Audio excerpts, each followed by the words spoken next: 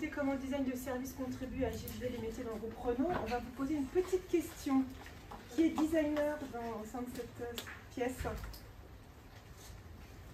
Oh, merci d'être là. Qui est agiliste? À 3. Ok. Qui est une autre fonction de produit? Ok. Alors, donc effectivement, on va vous parler de design dans un cadre d'agilité à l'échelle avec Marie-Elisabeth. Alors, je me présente, je m'appelle Aurélie. Ah, pardon, merci les sponsors. Merci les sponsors et merci à toute l'équipe d'Agile en scène de toute l'organisation. Donc, je me présente, je m'appelle Aurélie. Je suis manager UX design de service stratégique au sein de Renault Digital. Ça fait 5 ans que je suis chez Renault Digital. Déjà 5 ans, apparemment je suis plus une jeune. Je suis un produit 100% digital, c'est-à-dire qu'à la base j'étais ergonome et en fait j'ai tout de suite travaillé dans, alors l'époque c'était le numérique, le multimédia, enfin, voilà. Donc moi je suis un pur produit, j'ai toujours travaillé dans le digital. Et du coup pour les 2 designers de la pièce, voilà, on faisait nos maquettes sur PPT, ensuite il y a eu les outils Sketch, enfin bon voilà, tous ces très beaux outils de designer.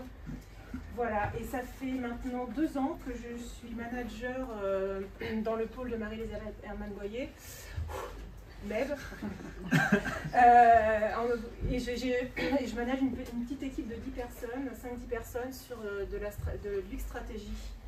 Et on travaille avec les métiers. Marie. Bonjour à tous, donc moi je suis Marie-Elisabeth Hermann-Boyer, je suis en charge du centre d'excellence UX. Alors j'ai un profil plutôt hybride entre de la tech, du marketing et de l'expérience. J'ai rejoint Renault Digital à la création de la filiale en 2017 en sortant d'un master en innovation et design.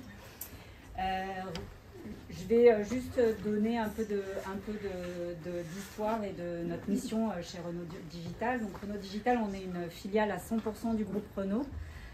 Et notre mission, c'est d'accélérer la transformation digitale du groupe autour de 2 piliers, on va dire, cultiver et diffuser l'excellence dans les pratiques digitales et piloter des projets de transformation majeurs pour accélérer cette transformation. On est organisé en centre d'excellence autour de l'ensemble des pratiques du digital, donc aussi bien la tech, la data, l'agile et l'UX. Et donc aujourd'hui, rapidement, ce qu'on fait dans ce centre d'excellence UX, nos équipes en fait sont intégrées dans les équipes produits, dans les verticales, pour aller apporter de la valeur avec nos expertises autour de l'UX Research, l'UX Design, l'UI Design et l'UX Stratégie que pendant ce retour d'expérience, on va appeler designer de service. Ces équipes en fait qui sont finalement au contact du terrain, elles nous permettent aussi de remonter leurs problématiques et ça nous permet de construire en fait des assets et des enablers pour permettre qu'elles soient plus efficaces sur le terrain, notamment le design system. Et on développe les pratiques, on innove et on aide les métiers à se transformer avec nos pratiques centrées utilisateurs.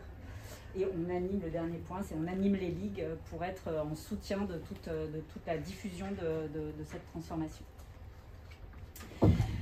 Du coup, on a fait effectivement rapidement le sondage. Quand on a préparé ce retour d'expérience avec Aurélie, on s'est dit finalement comment on aborde un parterre d'agilistes avec notre approche. Parce que si on se met à leur parler d'agilité, en fait, on ne va pas être très pertinent. Et donc, on s'est dit qu'en toute humilité, a priori, notre métier de designer, on savait le faire. Et donc, on allait se présenter avec nos compétences et du coup, vous donner notre vue de comment on s'intègre effectivement dans l'agilité. Voilà, donc vous nous pardonnerez pour peut-être les mauvais acronymes. Voilà, c'est notre vision de l'intégration de nos métiers dans l'agilité. Et du coup, on s'est dit finalement avec quoi on veut que notre assemblée reparte. Donc on a problématisé, comme on est des designers, on problématise notre action. Et donc on a problématisé ce avec quoi on voulait que vous repartiez. Et on avait envie que vous repartiez avec la conviction qu'on est un partenaire clé pour délivrer des solutions digitales qui apportent de la valeur. Et c'est ce qu'on va essayer de résoudre durant ce retour d'expérience. Rapidement, un peu de contexte avant du coup pour démarrer. En fait, l'intégration de nos pratiques de designer dans le groupe Renault, ça a été assez en lien finalement avec le déploiement de l'agilité et autour de 3 phases. En fait, à la création du coup de la filiale entre 2015 et 2018, on a un premier temps en fait d'agilité à la maille des équipes. Pour nous en tant que designer, c'est le début de la culture produit. La deuxième étape, c'est effectivement le début de l'agilité à l'échelle. Et la troisième étape, c'est le déploiement de SAFe, la gouvernance en Lean Portfolio Management. Donc cette première étape, 2015-2018, culture produit, en fait on a des bases, nos métiers sont intégrés dans les équipes, tout devrait bien se passer, sauf que on fait face à un premier obstacle qui est la connaissance de nos pratiques et ce qu'on peut apporter en fait sur le terrain. Et donc dans cette culture produit, on arrive souvent en fait à la fin des framings. Alors, quand on arrive au début du framing, le framing il est extrêmement court et du coup on n'a pas le temps de faire de recherche utilisateur. Les personas sont souvent faits par le product owner qui connaît les utilisateurs depuis 20 ans puisque c'est lui-même un utilisateur. Et donc quelque part c'est un frein à notre intégration parce qu'on arrive trop tard. Et on a mis une image, nous on se dit en fait on nous considère comme des colorieurs. Et donc les gens n'ont pas compris comment on pouvait apporter de la valeur. Et à partir de ce moment-là, on a de cesse d'aller remonter le processus de conception jusqu'à l'idée pour pouvoir apporter la valeur qu'on peut apporter. La deuxième étape, la première du coup finalement mise à l'échelle en agilité pour le groupe, nous c'est plutôt une période où on s'est centré sur nous-mêmes parce qu'on s'est dit qu'on n'était pas prêt finalement pour passer à l'échelle. Et donc on a fait un travail important autour des rôles et des compétences pour aller justement les affiner, avoir des rôles du X-Design, du High Design. On crée ce rôle de designer de service, on en crée un chapitre. On travaille sur un operating model, c'est-à-dire comment en fait tous ces rôles autour du design s'intègrent dans la conception et dans le développement des produits et dans l'agilité. On crée une initiative autour du Design Ops pour que finalement nos designers aient plus d'impact et soient plus efficaces. Et on pose les premières briques d'un design system. Ces 2 derniers points, ça ferait l'objet certainement d'une conférence, donc je vous donne rendez-vous l'année prochaine, parce que sinon on n'aura pas le temps de traiter notre sujet aujourd'hui. Et 2022-2025, bingo, en fait, la stratégie agile, elle est clarifiée, elle se veut être en approche portfolio, c'est-à-dire relier la stratégie au delivery. Et là, nous, ça commence à nous parler. On se dit qu'on a des rôles qui peuvent aller adresser tout ça. Mais on se trouve face à un nouvel obstacle qui est SAFe. SAFe, en fait, la user experience, c'est cette petite ligne. SAFe, c'est je vais pas parler, je parle en tant que designer, mais c'est un framework qui est déployé dans des milliers d'entreprises, des processus extrêmement documentés, des rôles extrêmement documentés, et on n'est pas à la bonne place. Donc là, comment on fait ? On continue d'œuvrer finalement sur le terrain. On continue d'avancer avec SAFe 6. On se dit, c'est déjà mieux. On voit la customer centricity, du UX, du design thinking, mais on est toujours dans le bas en fait du framework, dans le delivery. Et donc, ce qu'on veut vous parler aujourd'hui, c'est le haut du framework et là où on n'est pas encore aujourd'hui quand on regarde le framework. Et nous, on va vous expliquer comment on s'est intégré, comment on souvent au forceps, comment on s'est intégré dans cette partie haute. Et c'est le sujet de notre retour d'expérience aujourd'hui. Et donc SAFe, c'était vraiment un obstacle pour nous. Et donc on a décidé de transformer cette menace en opportunité pour pouvoir intégrer nos pratiques. Alors, nos enjeux par rapport à ça. Ça a été, comme le disait Marie, s'intégrer le plus en amont possible l'expérience utilisateur. sachant que nous, en plus, dans le groupe Renault, on a 2 modèles. On est à 80% en portfolio management et à 20% en safe. J'étais incapable de dire ces 2 mots il y a 1 an et demi. Donc voilà.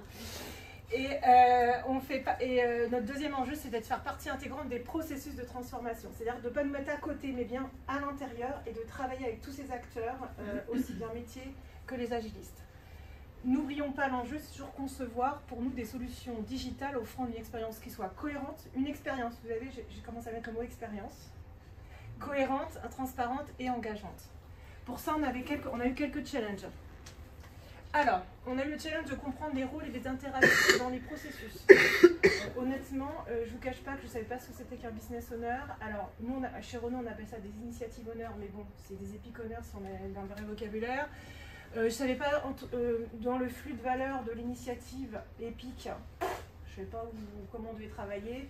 Alors, comme me le dit Marie, moi je sais faire mon boulot de designer, mais alors là, dans ce process-là, je ne savais pas où on devait se trouver, avec qui on devait travailler, voilà.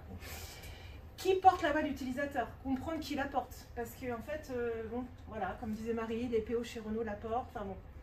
On ne savait pas du tout où on était, et comprendre bien le framework et voir où on pouvait s'insérer et comment le faire, et le faire au mieux surtout. Toujours garder cette cohérence, on veut faire des solutions digitales. Le vocabulaire. Alors là, je ne vous cache pas que pendant 2 ans, même aujourd'hui, je pense que je bute sur certains mots, et encore je suis celle qui est le plus plongée dedans en plus. Hein. Donc je peux vous dire qu'on... Donc il a fallu s'approprier, il a fallu que nous en tant que designers, on s'approprie le vocabulaire et qu'on fasse le chemin de se dire bah, voilà où on peut être et voilà comment nous on parle des choses et comment on peut travailler ensemble.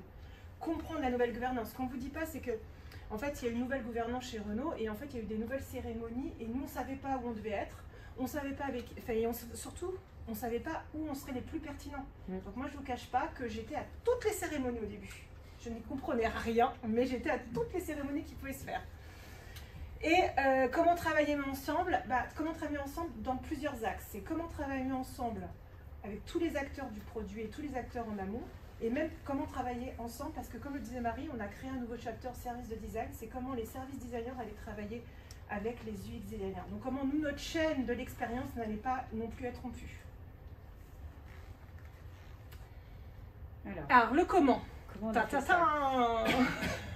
solution. C'est une solution. C'est notre vérité, mais ce n'est peut-être pas la vérité pour tout le monde. Bon, déjà, on a commencé par ranger la chambre. Donc, on avait créé les rôles. Ça, c'est pas drôle.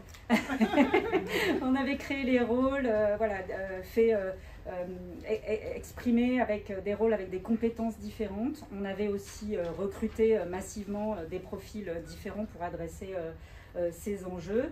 Et donc, on a rangé la chambre en se disant qu'on avait finalement des rôles qui s'intégraient en fait dans ce que nous on appelle le delivery, donc le bas du framework. Et on a positionné les rôles qu'on savait en fait apporter de la valeur sur la partie stratégique, donc portfolio, avec, vous verrez, de l'UX Research tout au long du processus, hein, avec vraiment des livrables et des actions différentes tout au long du processus, et le designer de service. Et on a l'image des saumons qui remontent la rivière, parce que finalement, depuis 2015, on faisait que remonter la rivière de la conception pour aller vraiment de l'idée avec le métier, en fait, à aller construire si cette idée elle apporte de la valeur. Et c'est vraiment cette image qu'on a ouais, fait. Juste là, vraiment bien préciser que nous, on va vraiment pas, l'idée quand on parle des saumons, c'est qu'on est remonté au niveau tactique en fait. Ce qu'il faut savoir, c'est qu'on était présent à ce niveau de delivery, mais on n'était pas représenté, notre compétence et nos rôles n'étaient pas représentés au niveau tactique. Il l'est aujourd'hui. Aujourd'hui, chez Renault, il y a 13 portfolios. On est pratiquement déployé dans 8 ou 9 portfolios. Alors, juste pour vous dire... Donc ça, c'est ce qu'on a appelé notre operating model. Dans le bas du framework, on a différentes configurations, soit des studios, soit des UX dans des squads. Du coup, voilà, là, il y a différentes configurations. Et on a du coup travaillé et théorisé nos livrables et nos interactions avec le métier, avec l'IT, dans un framework qu'on présente après. Alors, comme il y a très peu de designers, je me permets juste de refaire qu'est-ce que c'est qu'un designer de service versus un UX designer. Donc, un designer de service, c'est vraiment quelqu'un qui va travailler avec les équipes métiers et l'ISIT pour vraiment identifier l'expérience utilisateur end-to-end. Vraiment end-to-end, c'est-à-dire que nous, on va vraiment, par exemple, on parle de service. Chez Renault, on a une marque qui s'appelle Mobilize. Mobilize sort une offre de service qui s'appelle Duo. Bon, bah, Duo, en fait, c'est pas juste une voiture. C'est, il va falloir que j'aille recharger ma voiture, donc c'est une borne. Il va falloir que je prenne un abonnement, donc c'est l'abonnement. Il va falloir, pour faciliter les flux, on a une super application pour ouvrir le véhicule. Donc il y a plein d'autres choses autour de ce service. Donc voilà, nous vraiment, on est sur l'expérience de service end-to-end. Et aussi, on travaille beaucoup dans les processus. Je ne sais pas si vous avez assisté à la première conférence ici dans cette salle sur l'Obaya. En fait, c'est ça. Nous, on travaille vraiment sur les processus. C'est-à-dire que les processus, on travaille sur les organisations avec des gens à l'intérieur qui travaillent dans des processus avec des outils qui leur sont imposés. Et c'est vraiment, on travaille vraiment toute l'expérience et tous les touchpoints de cette expérience-là. VS, le UX designer, qui est évidemment dans le delivery, qui va travailler avec ses équipes dans la solution digitale. Il va travailler sur le front de la solution digitale. Donc voilà, donc nous, on a une vue plus écosystémique. Holistique. Et je vous donne juste un exemple pour montrer un délivrable qui est très phare chez nous, c'est la vue holistique. C'est-à-dire que là, par exemple, c'était un sujet qu'on avait, c'est toute la data véhicule, il fallait la ranger en fait. Et donc, sauf qu'il faut imaginer que ça, il y a 12 métiers qui récoltent de la data véhicule. Aucun n'a jamais travaillé vraiment ensemble. Voilà. Et donc là, en fait, on a permis, grâce à cette vue, c'est-à-dire que grâce à cette vue holistique, on a permis, donc là en gros, on a posé vraiment 4-5 piliers, les process mis en place, les SI utilisés, la data manipulée, les irritants rencontrés par les collaborateurs et les enjeux métiers. Je vous passe le détail, mais voilà, on pose les choses. Donc, ce qui fait que comme on pose les choses, on pose cette vue 2D, et on a une vue qui est end-to-end. Voilà, et je vous expliquerai tous les avantages d'avoir cette vue cette expérience end-to-end. Voilà, j'aime beaucoup mon président, c'est la vue hélicoptère. Ouais, c'est ça, on a une vue hélicoptère en fait. C'est beaucoup des enquêtes, hein. Vous allez en parler après, mais j'imagine que c'est beaucoup. Alors, j'explique pas, je vais pas dans ce détail-là, mais en gros, là, moi, mon écosystème, je vais vous le dire, je vais vous montrer, mon écosystème, c'est tous les VP et je vais vous montrer aussi tout ce que c'est mon écosystème. Donc, notre mission, c'est bien, n'oublions pas, nous sommes aussi des UX designers, écoutez, observez les clients, les utilisateurs, les collaborateurs, parce que chez Renault, un utilisateur n'est pas forcément un client. Je ne vais pas rentrer dans le... Hein. Pour bien comprendre les expériences véhicules, donc bien dans les organisations, dans les process, dans l'outil et dans les expériences, créer de la valeur d'usage. Nous, on est... je sais que vous les avez dit, vous parlez de valeur relative. Donc nous, on apporte la valeur d'usage dans cette valeur relative. Donc on s'est rendu compte qu'on a deux bénéfices. On fait vivre des expériences engageantes, transparentes et cohérentes, mais au-delà de ça, on aide les métiers. Donc métier, peut-être pour vous business, métier, j'ai pas mis le slash, ça vient pareil. On les aide à simplifier leur process, là, on les aide à co-construire leur vision. Le fait d'avoir, vous avez vu le blueprint avant, le fait d'avoir cette position, cette vue-là, en fait, ils se mettent tous d'accord. Ah ben oui, je suis là, ah ben moi aussi je suis là, ah ben t'as vu, on a une bonne commun. Ah, on n'avait pas identifié avant, ça casse les silos. De les aligner. Très important, quand on travaille avec 12 métiers différents, si on arrive à les aligner, et prioriser, parce que n'oublions pas, du coup ça me permet de... On accompagne tout l'écosystème avec la valeur d'usage pour prioriser ces fameuses épiques initiatives qui sont dans les backlogs avec de la valeur d'usage. Donc, j'ai pas fait l'animation, déjà portez votre regard là-dessus. Donc, si je reprends le schéma présenté par Marie, en fait, nous, au démarrage, on travaille sur du run, on qualifie, on priorise, on co-solide.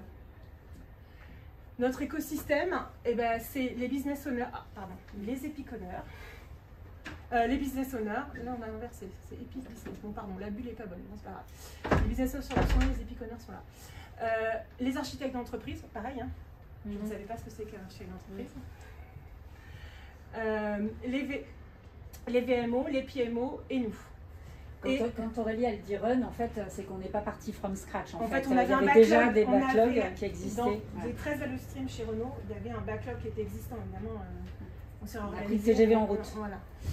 Et on avait pour ambition de les construire, ces initiatives. On est arrivé aussi. D'ailleurs, aujourd'hui, on nous appelle plus pour les construire que d'ailleurs pour les qualifier. Parce que les gens se sont rendus compte de notre valeur et ils nous feront monter un peu plus la rivière. Et là, effectivement, on travaille avec des sponsors, on travaille avec les coachs, on travaille surtout avec tous les business owners qui sont responsables de leur business, qui sont écosystémiques. Donc là, on est dans le bleu.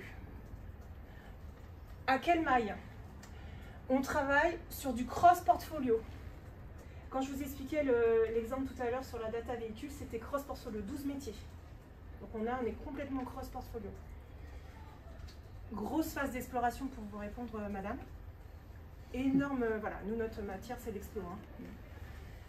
Et aussi on travaille à la maille d'un portfolio, donc soit sur tout le process du portfolio, soit parfois sur une verticale. Voilà, donc on est vraiment à plusieurs niveaux dans les portfolios. Alors, on a une posture, je pense que tout ça va vous parler en tant qu'agiliste. Aussi pourquoi ça marche, parce qu'on a cette approche holistique, Renaud très silotée au final, donc le fait quand on traite une thématique, et qu'on a cette vue, je vais reprendre cette vue hélicoptère, finalement c'est génial, on arrive à aligner et les aider à prioriser. On a une modélisation esthétique, on reste des designers, mine de rien, ça fait le plus.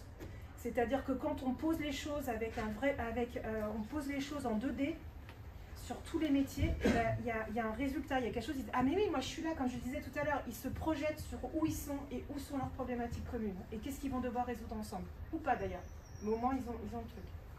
Bon, centre utilisateur, je ne vais pas vous rappeler, c'est notre matière première, le collaborateur, l'utilisateur, le client, c'est notre matière première. Intelligence collective, le fait de mettre tous ces gens dans une même pièce, de mettre les utilisateurs, le fait de dire voilà le problème, comment on trouve ensemble la solution, ça les aide évidemment à se projeter dans leurs projets, dans leurs produits, dans leurs écosystèmes, et ensemble on trouve des solutions. Ensemble du coup, ils vont être acteurs de leur propre sujet et ils vont pouvoir prioriser au regard de la valeur d'usage. Nous on leur donne cet élément, voilà, cet élément qui leur permet de prioriser certaines initiatives. Et aussi on mesure l'impact, très important. C'est-à-dire qu'avec eux, on travaille sur où ils veulent aller en termes de bénéfices utilisateurs et comment on va l'atteindre. Ça, c'est très important parce que je ne sais plus qui disait ça, si on ne sait pas où on veut aller et si on ne sait pas comment on va le mesurer, on ne sait pas si on a avancé et si on s'est amélioré. Alors, important. Une fois que j'ai dit ça, j'ai expliqué un peu ce que c'était un designer de service, il a fallu travailler avec les autres. Parce que Marie vous a dit, on s'est d'abord un peu recentré sur nous, et après il a fallu qu'on se dise comment on fait ça l'agilité à l'échelle. Comment voyons-nous, mais pas plus que travailler, collaborer avec tous ces acteurs, pour toujours que l'expérience soit au centre de nos préoccupations. Alors, je vais vous raconter 3 faits marquants, parce qu'on est en format rétexte. Donc moi je vais vous raconter un peu les 3 faits marquants qui nous ont permis de théoriser tout ce que je vais vous raconter. Et je vais prendre l'exemple de Mobilize. On travaille beaucoup avec Mobilize. Alors, 2 faits marquants, je ne sais pas si vous vous souvenez, je vous avais dit vocabulaire. Donc là, les faits marquants que je vais vous expliquer, c'est l'appropriation du vocabulaire pour comprendre à quel moment porter la voix du client. Le 2e fait marquant, je vais vous dire l'acculturation du métier. En fait, Mobilize est un métier. Mobilize est arrivé souvent en mode « j'ai la solution ». Ah, moi je connais mes clients, j'ai la solution. Et ils arrivaient avec la solution digitale. Et ils n'arrivaient pas avec leurs besoins fondamentaux, ils arrivaient avec leur solution. Moi je veux une application qui fasse papa, maman, machin, je veux un site, je veux... Ils arrivaient avec leur solution. Et que, non, en fait. Et on était vraiment dans un rapport client-fournisseur et pas dans un rapport de partnership en fait. Et donc vous allez voir ce que je vais vous montrer, on a réussi à faire basculer Mobilize, en tous les cas les équipes design de Mobilize, pour finalement travailler, et nous on les a aidés. Alors, premièrement, vocabulaire, très important. Moi j'adore parce que je ne comprenais pas le vocabulaire, donc j'ai essayé de me l'approprier. Donc, j'ai vite compris que le métier, effectivement, il fallait qu'on les acculture à dire, vous devez nous dire quels sont vos besoins. Donc dans cette... Ah oui, pardon, excusez-moi, je suis allée un peu vite. Mobilize a une spécificité, c'est qu'ils ont leur propre portfolio aussi de métier. Alors en rouge, c'est eux. En vert, je ne sais pas si vous voyez vert, bleu, tout dépend, c'est l'ICT. Pardon, j'ai oublié la petite légende. Rouge chez eux. Ouais. Donc déjà, il a fallu que je leur fasse comprendre. Alors tout ça, pas toute seule, bien sûr. Je travaille avec les coachs. Donc là, effectivement, c'était les initiatives honneurs avec qui on parlait. Epic Honor, pardon. quels sont vos besoins pour mettre en place votre offre de service? Donc je leur disais, c'est ça la question qu'il faut que vous vous posiez. En UX stratégie, pardon, designer de service, c'est quels sont vos besoins clients? Quelle est l'expérience que vous voulez faire vivre à vos clients? En safe, j'ai vite compris que offre de service, il fallait que je sorte de mon vocabulaire. Si je voulais me faire comprendre par un agiliste, il fallait que je mette produit métier. Bah, rien que ça a pris un an. Ensuite, pareil, dans la phase de reviewing, alors ça vous parle, c'est le flux du portfolio. Hein. C'est le Kanban du portfolio. Donc là, la réponse est quelle est votre solution digitale? Donc nous, quand on a leurs besoins, on doit dire bah, quelle est la solution. Nous, on va leur répondre, bah, la solution digitale pour répondre à votre besoin, messieurs, dames, c'est celle-ci ou celle-ci ou celle-ci. En UX, c'est bah, quelle est l'expérience digitale qui va permettre de réaliser vos besoins. Et en safe, j'ai vite compris que produit digital, il fallait dire solution digitale. Ouais, mais il fallait vraiment. C'est-à-dire que sinon, on n'arrivait pas à se comprendre avec donc nous, on s'est vraiment adapté à leur vocabulaire et surtout parce qu'on s'est dit qu'il fallait acculturer, il fallait qu'on puisse être intégré à ces équipes. Je ne vais pas forcément parler aujourd'hui, mais pareil, hein, dans ce qui est implementing, voilà, nous, c'était finalement dans la solution digitale, nous allons concevoir et déployer les solutions digitales, côté IT, et côté UX UI, c'est on va concevoir l'expérience au travers de la conception d'interface digitale. Parce que moi, je n'avais pas compris que solution digitale, il y avait le front et le back. Ah oui, mais... Donc du coup, moi, je disais à mes UX designers, on va travailler sur le front. Ouais, c'est... Voilà, bon, ça peut paraître très bête, mais on a mis très longtemps à faire ce parallèle. Et pourtant, on connaît tous nos boulot de designer. Hein. Troisième chose, avec qui, quand et le livrable. Hein? Là, vous allez pouvoir vous poser toutes vos questions. Donc, j'ai synthétisé comme ça. Donc finalement, la phase rouge, c'est là où vous allez voir où tous les designers de service travaillent, identifier les besoins métiers, aider les initiative owners et les business owners à identifier leurs besoins d'un point de vue expérience. J'ai simplifié ça en disant, bah là, on va vous aider à identifier les solutions digitales et là, on va vous aider à concevoir la solution digitale. Donc, je cite juste un exemple, parce qu'en fait, ce n'est pas les seuls livrables qui... Alors, là, il a fallu effectivement qu'on identifie où on allait intégrer l'hypothesis statement. Parce que moi, pareil, je ne savais pas ce que c'était, ça. Donc, en gros, là, il a fallu que je comprenne comment j'allais participer à ce livrable. Qu'est-ce que j'allais pouvoir apporter à ce livrable, en fait? Je ne savais pas, parce qu'on parlait en valeur relative. Moi, je ne sais parler qu'en valeur d'usage, qu'en bénéfice client. Donc en fait, il a fallu comprendre comment on allait aider les initiatives owners, les epic owners, pardon, et les business owners à construire cette hypothèse. Donc en fait, là, je vous cite juste un exemple. Nous, en fait, on intervient très en amont. Notre livrable phare, c'est le persona produit, par exemple. Mais très en amont. C'est-à-dire que là, on est vraiment sur un persona métier qui va expliquer le besoin au travers d'études, hein, exploration, data, exploration, voilà, pour comprendre finalement quels vont être les besoins de ces clients-là, de ces utilisateurs-là. On travaille beaucoup aussi avec les marketing, avec tout ce qui donne de la data, où il y a de la data, on le récolte. Customer Intelligence, ouais. Et pour ensuite, là quand on est là, si le produit n'existe pas, ce qui est le cas pour Mobilize, Mobilize c'est la nouvelle marque de Renault en fait, donc les produits digitaux n'existaient pas encore. Donc là, dans le cas d'un nouveau produit digital, le BioVim aussi, et ce qu'on s'est dit, c'est que le persona là, on allait le transformer en persona job to be done. C'est-à-dire que pour ce produit-là, cette solution digitale-là, qu'est-ce qu'on allait apporter à ce produit? Vous voyez, on ne travaille pas tout seul. Hein. Évidemment, je parle de mon métier, mais tout ça, effectivement, on le fait en collaboration, toujours avec les business owners, les epic owners, évidemment tout l'écosystème.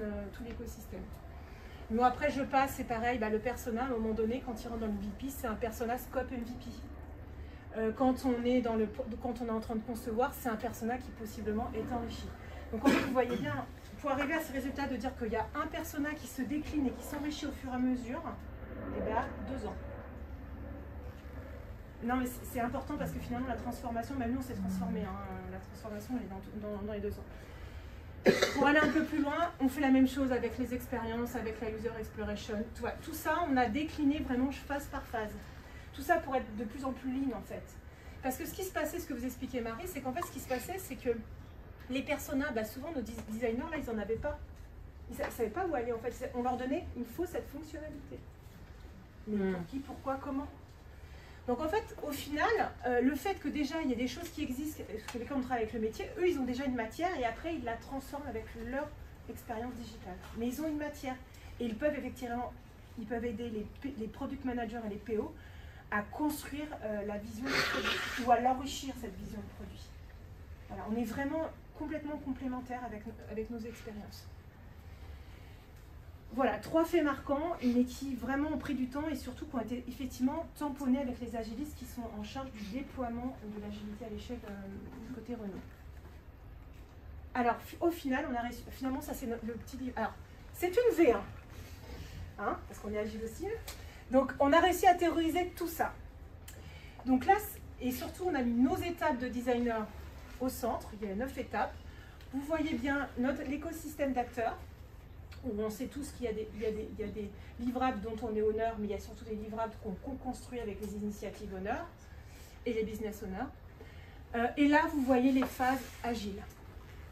Donc, je ne vais pas rentrer dans le détail, mais voilà, en gros, à partir de là à là, c'est tous les designers de services qui bossent avec leur écosystème. Effectivement, de là à là, c'est les product designers, les UX UI designers qui travaillent avec les équipes agilistes. Et ça, voilà, c'est un document, c'est un livrable qu'on communique et qu'on va communiquer au sein de Renault, qui nous disent, voilà, nous en tant que designers, voici comment nous souhaiterions travailler avec vous, messieurs, dames, dans cet écosystème d'agilité à l'échelle. Du coup, je ne l'ai pas dit tout à l'heure, mais j'ai envie de le rajouter. En fait, quand effectivement Safe, voilà, c'est documenté, c'est déployé dans des milliers d'entreprises. Et finalement, nos pratiques, elles sont aussi récentes, finalement, dans le digital.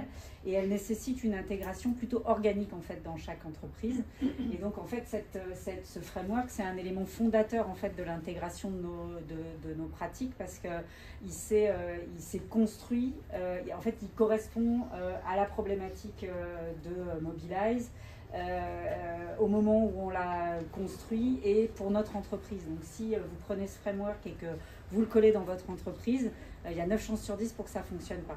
Et ça a été aussi plus d'1 an de travail pour théoriser finalement ce qu'on avait fait et correspondait à notre écosystème. Sachant qu'il faut savoir déjà qu'il en existe 2 autres versions, puisqu'on a une pour Mobilize, parce que c'était vraiment un partenaire. C'est eux qui nous ont fait avancer dans la réflexion. Donc on en a un spécifique avec Mobilize. Alors spécifique, il n'est pas spécifique, il est adapté. Et je ne sais pas si vous avez, pour ceux qui sont arrivés un petit peu en retard, il est tout rouge. On travaille en plus, nous on n'a qu'une seule méthode design, mais nous on a 2 frameworks au sein de notre entreprise, on a le portfolio management et Safe. Donc en plus on l'a adapté à l'autre, le portfolio management. Alors, comme on était avec des agilistes, et il y a 3-4 mois de ça, notre DG nous a demandé de dire c'est bien beau, maintenant vous êtes déployé dans 4-5 portfolios, qu'est-ce que vous allez faire pour vous déployer ailleurs? Et du coup, on s'est dit on allait faire un petit SWOT à notre DG pour dire ce qui marche, ce qui ne marche pas. On a très peu de temps avec lui, donc on en a profité pour lui dire, pour lui faire un peu notre... Donc on a fait un petit SWOT qu'on avait présenté à notre DG il y a quelques mois et on vous le présente. Alors, ça marche. Nos forces en interne, vraiment ça marche. Ça marche quand le métier et l'IT bossent ensemble. Alors pour vous, vous allez dire, oui, c'est évident. Bon, en même temps, c'est pas évident pour tous les gens de l'entreprise.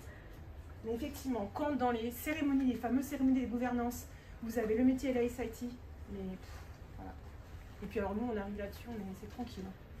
La maturité au X, on a remarqué que dans les verticales, dans les portfolios, quand il y avait beaucoup d'UX designers, alors c'est peut-être que chez nous, mais quand il y avait déjà beaucoup d'UX designers dans la SIT, finalement, on sentait qu'il y avait une maturité design dans la portfolio, ce qui fait que nous, en tant que designer de service, on entrait plus facilement. Notre compétence était plus... Voilà. La seniorité. Bon, voilà, comme on dit, on fait toujours des... C'est pas des erreurs, c'est des apprentissages. Bon, globalement, nous, on bosse avec des grands directeurs, donc il faut un peu de leadership. Donc, il faut avoir du leadership. Bon, ça marche avec, il faut avoir un peu baroudé, ça marche avec un peu de seniorité, enfin même beaucoup, on va pas se mentir.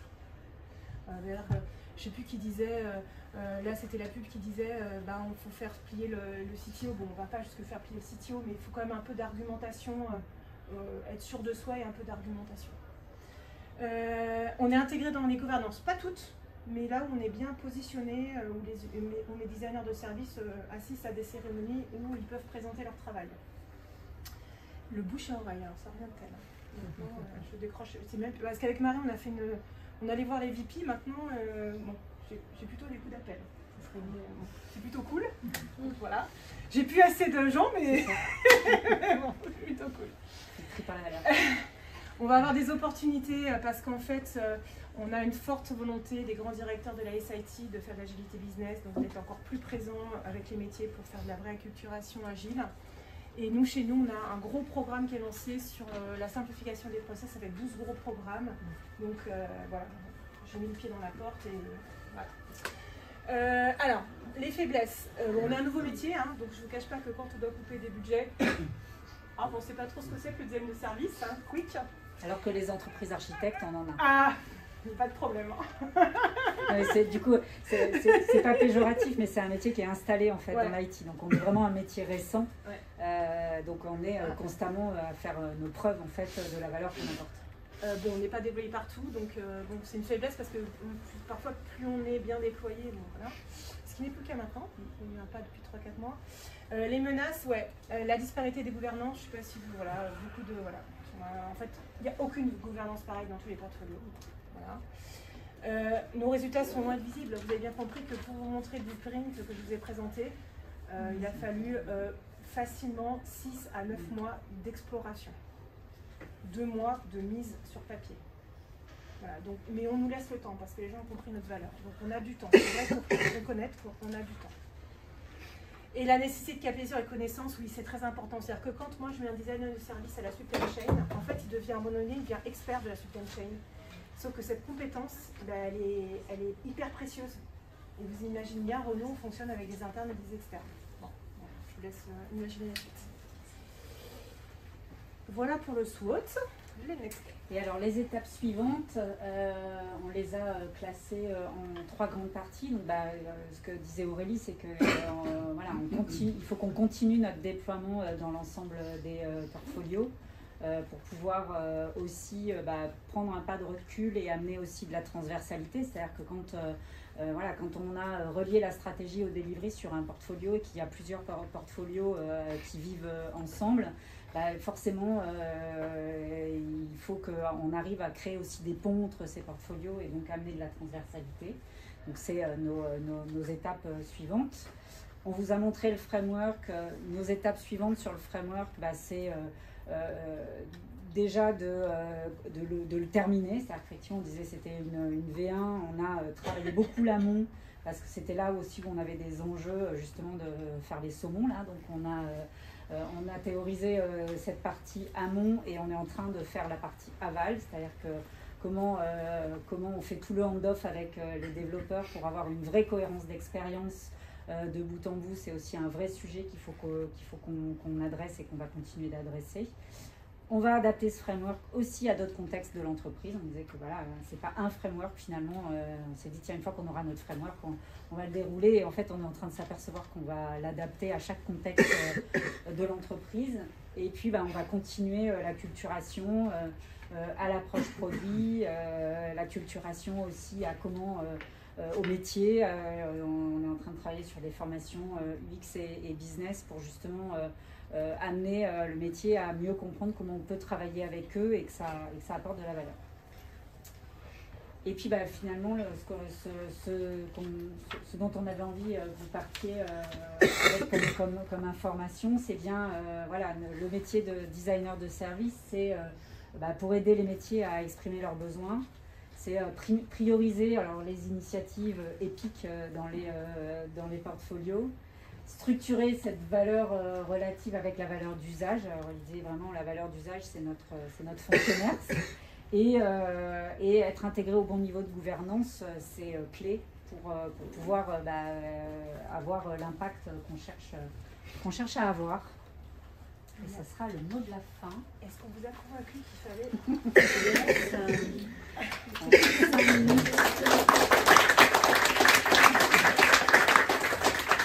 Il y a 5 minutes si vous avez des questions. 2 ans dans les cycles agiles, comment empiriquement ça s'est traduit en termes d'accompagnement des équipes? Alors, je vais être franche. En fait, on a la politique avec Marie du pied dans la porte. En fait, personne ne nous attend. En fait, je ne vais pas vous mentir, on nous appelle. En fait, dans les gouvernances, il y avait tout le monde sauf nous. Ouais, il y avait les architectes d'entreprise, les business owners, les coachs, il n'y avait pas nous. Et en fait, voilà, c'est un travail qu'on a fait avec les gens qui travaillent dans le déploiement de l'agilité à l'échelle, des gouvernances, où je pense que j'étais leur meilleure amie, des opportunités en fait. En fait, on est rentré. Leur pire ennemi. Ou leur pire ennemi. En fait, c'est par opportunité et au fur et à mesure, en fait, comme on a pu montrer notre valeur, et ben, au fur et à mesure, on a plus déployé et j'ai pu avoir de plus en plus de sujets. En fait. Success story, en fait, Ouais, on fait une vraiment, démo après de la success story et puis et la prochaine étape, c'est qu'on soit indiqué. Pourquoi je vous dis ça? C'est parce que finalement, peut-être nos initiatives honneurs, tout ça fait partie du change. Nos initiatives honneurs et nos business honneurs n'ont pas forcément. Chez Renault, on a la culture de l'argent. En fait, le KPI, c'est l'argent. C'est logique, on est une entreprise capitaliste. Mais il faut leur montrer que l'usage peut apporter de l'argent. Et quand ils l'auront compris, quand ils auront mis les bonnes équipes en place, peut-être qu'on devra partir, j'en sais rien. Mais aujourd'hui, ce rôle est là pour justement les aider à les accompagner à comprendre cette valeur d'usage et les traduire au regard d'une bonne... Et cette valeur, concrètement, elle est vraiment là, en fait, pour être au contact des métiers, c'est-à-dire finalement d'amener l'IT à travailler sur quelque chose de plus consolidé et de plus mature quand ça arrive à l'IT. Donc on n'a pas eu d'accompagnement, on s'est un peu imposé. Et on a du coup, en travaillant, acculturé les métiers à ce que l'on faisait. Je ne sais pas si c'était la question, c'était d'un point de vue agile. Oui, en partie, c'est-à-dire vous êtes sur des cycles longs, on voit à 2 ans, et l'agilité, c'est les cycles courts, hein, le delivery, on est sur des cycles courts. Ah oui, oui, mais donc du coup, le delivery, c'est le bas, on s'est vraiment, en fait, on s'est affranchi de cette agilité parce qu'on savait qu'on avait besoin de temps, en fait, pour trouver cette valeur-là. Et donc, on a travaillé avec les gens qui avaient compris, qui voulaient donc travailler avec nous et qui se donnaient ce temps-là. Ça n'empêchait pas qu'ils continuaient à délivrer, en fait. C'est-à-dire que l'entreprise ne s'est pas arrêtée. Nous, on s'est engouffré dans des brèches qui permettaient d'attendre, en fait, ou des brèches peut-être d'innovation. Et du coup, on a fait ce travail en parallèle, finalement, du déploiement. Les sujets ne sont pas traités en 2 ans. C'est juste que j'ai dit, nous, on a réussi à se rendre utile en 2 ans. Mais par contre, pour comprendre un écosystème, ça peut prendre un peu de temps, sachant que ça n'a jamais été fait. C'est-à-dire que... Disons qu'on lance en équipe produit, hein, on lance une initiative produit. Donc il y a toute l'étude de faisabilité, on va dire, d'une initiative de produit. Donc là, la partie de l'assistance designer de service, il arrive à un moment, donc on projette la stratégie, c'est quoi notre stratégie, c'est quoi, en fait. Voilà, hein, donc vous intervenez dans ce moment-là, vous intervenez avec les business owners. Avant l'initiative, en fait. Et les équipes owners, ce sont des ateliers qui permettent de projeter cette vision ambitieuse du produit à forte valeur. Et à aligner, parce que parfois les gens ne sont pas alignés entre eux. Voilà. En fait, on a des travaux en amont qui ont donné lieu à une création de plusieurs initiatives. Voilà. C'est-à-dire que donc on était vraiment avant l'initiative. Alors il y a des sujets qu'on traite au moment où l'initiative est là. En fait, ça dépend la maturité, ça dépend où on arrive. Ça dépend de la taille. Vous voyez, on bosse en cross portfolio, donc là, et parfois on bosse juste sur un portfolio. Donc, tout ça c'est très intéressant. Après, vous dites que nos équipes, nos designers produits sont dans les équipes. Oui. Est-ce qu'ils sont à plein temps dans les équipes? Ça dépend des configurations. Et oui, parce que, alors en safe, parce que vous êtes en partie de management safe, donc il y a plusieurs équipes, il y a la notion de service partagé. Quand on est multi-équipe, un portfolio, il y a peut-être 15 équipes, il n'y a pas un designer dans chaque équipe. Non, après ça dépend s'il y a des sujets back, on n'est pas là. Voilà. Ça dépend en fait le sujet. S'il y a des sujets front, on est là. On est des fois en mode studio, c'est-à-dire qu'il y a plusieurs designers qui adressent plusieurs équipes. C'est ça, du ou alors, si le projet, si le produit traite du front comme des apps, etc. Là, on a un designer, un produit. Oui. Donc ça dépend, c'est l'operating model en fait. Ça dépend vraiment les sujets, la configuration. Et ça, on adapte en fait aussi en fonction des moyens que les gens veulent nous donner, parce qu'il y a quelques designers, mais on est une cinquantaine, une soixantaine aujourd'hui. Il y a 2000 produits à l'IT, donc on n'est pas partout. Mais bien sûr. Voilà. Donc il y a une hiérarchie et un fonctionnement en fonction aussi du sujet. C'était 2000 produits que je cherchais. Vous aviez de la valeur, c'est une valeur qui était attendue, et du coup vous avez pu, ou il a fallu en plus convaincre? Non, elle n'était pas attendue, ben non. Non, alors je mens quand je dis ça. En fait, je mens quand je dis ça. On a des VMO, et en fait, aujourd'hui, on a 7 indicateurs de valeur qui sont tamponnés chez Renault, dont l'usage, dont la satisfaction et mais c'est très macro parce que tout le monde veut satisfaire son client. Donc nous, on intervient dans cette valeur-là et on intervient à une maille plus petite. Ça veut dire quoi la satisfaction? Dans un process, ça veut dire quoi? Dans une expérience client mobilisée, ça veut dire quoi? Donc nous, finalement, on travaille cette valeur d'usage à quelque chose qui pourra être mesuré dans les produits, parce que la satisfaction, oui, de tout ce que... Vous êtes arrivé avec une valeur en maille plus petite, et vous avez dit on va mettre des indicateurs derrière. Ah non, les indicateurs c'est dans les produits, nous on est à une maille trop grosse. Nous on va dire, voilà, la valeur d'usage elle est là, elle a été découpée en 5 gros paquets, pardon je parle de paquets, c'est pas très... Et après effectivement ça va être dans le produit, ils vont pouvoir mesurer. Nous on est là pour enrichir l'hypothèse en fait, de dire bah voilà l'hypothèse, il va falloir qu'on réagisse sur ces facteurs-là. Sur ce qui était attendu pour montrer que vous pouviez participer à exactement. Parce que les premières initiatives qu'on a lues, c'était juste satisfaction de nos clients. Enfin, bon, bah, quand tu arrives dans le produit, satisfaction de nos clients, c'est large. C'est très large. Mais oui, après, on pourra en discuter. J'ai fait une grille, j'ai des petites grilles de partout. Peut-être une dernière question. S'il y a une dernière question. Merci. Merci à vous. Merci à vous. De parage, si vous voulez continuer la discussion.